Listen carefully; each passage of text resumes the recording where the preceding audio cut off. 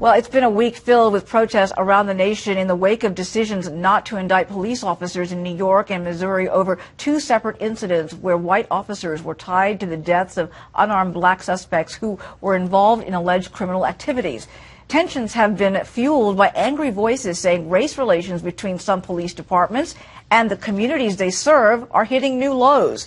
Joining us now with his thoughts on the unrest and the political fireworks erupting over the fallout of these grand jury decisions and the larger concerns about race in America, former GOP presidential candidate and Fox News contributor, along with being a radio talk show host, Herman Cain. Welcome, sir. Great to have you here today.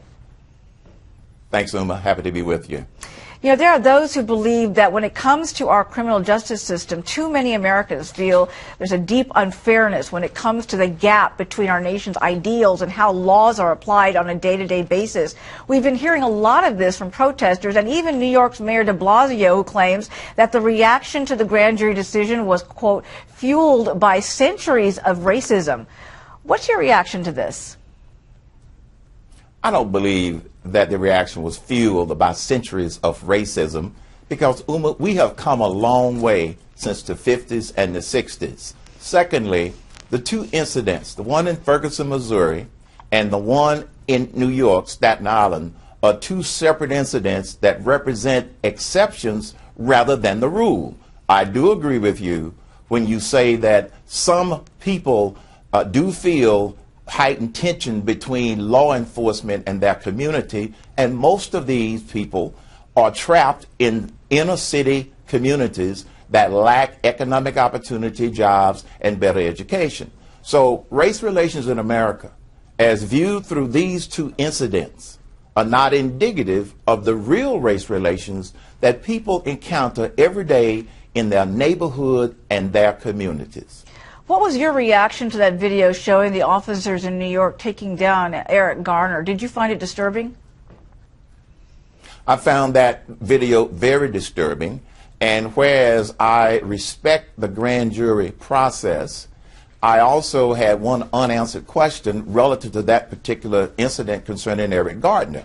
Was excessive force used? That has not been revealed yet.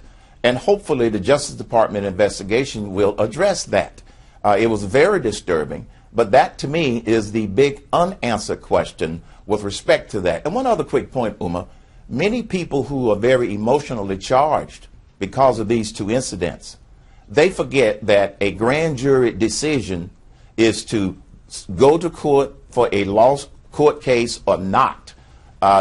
Since there are some answered questions relative to Garner, then it appeared on the surface, and I didn't see all the evidence, that maybe this one should have been tried in a court of law. Maybe. Well, some of the fallout has really been intense, especially with protesters suggesting there is an all-out police holy war, so to speak, against black America. And when you have New York Mayor de Blasio saying that he and his wife have trained their mixed-race son about the, quote, dangers posed by police and how to take special care in any encounter with officers who are there to protect him, what are the consequences of his remarks, particularly with people who already harbor lots of mistrust? Well, I happen to think that he's no different than many other parents, black or white. I counseled my son and my daughter when they were growing up, if you get stopped by the police, don't resist arrest and don't talk back. Follow instructions, give me a call or whatever the case may be. You know, respect for authority is what's not being taught to a lot of our young people. I don't believe what's happened in those two communities is a widespread tension between blacks and law enforcement in this country. There are nearly 500,000 police persons in this country.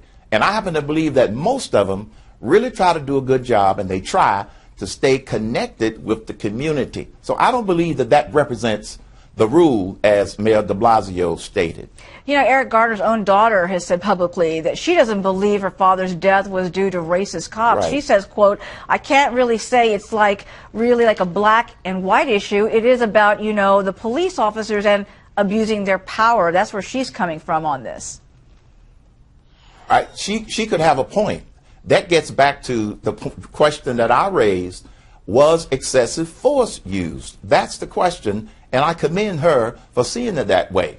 The other thing about these two incidents, they were not civil rights incidents, as some people are trying to paint them. No, and like she said, this was not about black versus white.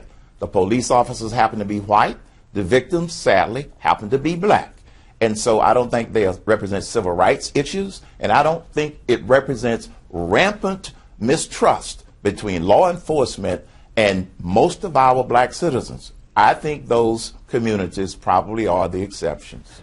Herman Cain, always good to see you. Thank you so much for joining us today with your insights. It's my pleasure, Uma. Thank you.